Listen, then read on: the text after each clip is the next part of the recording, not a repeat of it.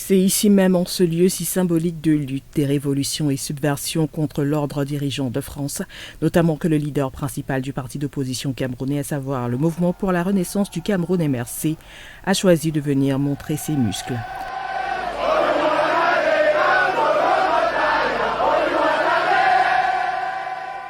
Photographie magistrale prise dans cette zone grise d'avant-campagne qui met déjà tellement à cran les nerfs de ceux qui, dans et hors du pays, disent s'intéresser à l'élection présidentielle présumée d'octobre 2025. Un meeting présenté comme géant par ses partisans et effectivement déroulé comme tel. Des milliers de Camerounais et des diasporas accourus de partout pour venir voir et écouter celui que tant d'entre eux considèrent depuis une bonne décennie comme l'une des seules figures en mesure de mettre un coup d'arrêt à l'extension sans borne de la présence de Paul Biya au pouvoir. Maurice Kamto, figure épigonale de ceux qui rejettent ou tolèrent le pouvoir en place.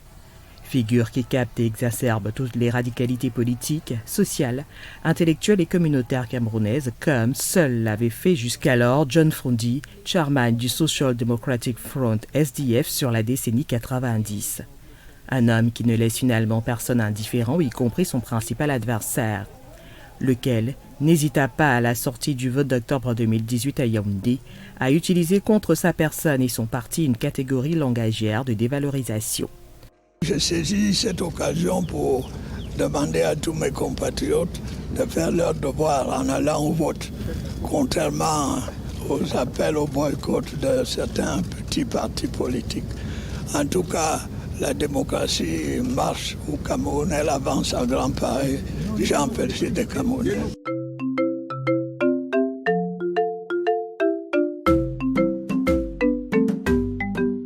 Pour Paul Biya, M.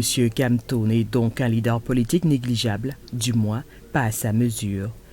Ce que le concerné s'est donc empressé d'aller démentir à Paris, dans ce meeting plutôt réussi, qui s'est immédiatement trouvé être la cible d'une vaste campagne de dénigrement de figures du régime, à travers une avalanche de publications sur les réseaux sociaux. Pas de quoi impressionner le leader de l'opposition camerounaise, apparemment convaincu que son heure est venue. Venez pour qu'on organise les élections.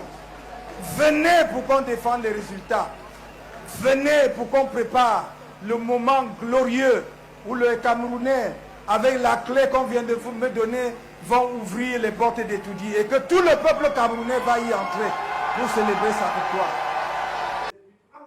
D'évidence, le mano à mano entre le régime en place et le MRC est donc parti pour être aussi enfiévré qu'en 2018. Et à bien des égards, plus caillouteux encore du moment où, sur les dernières années, chacun a trébuché dans sa tentative de faire échec à l'autre.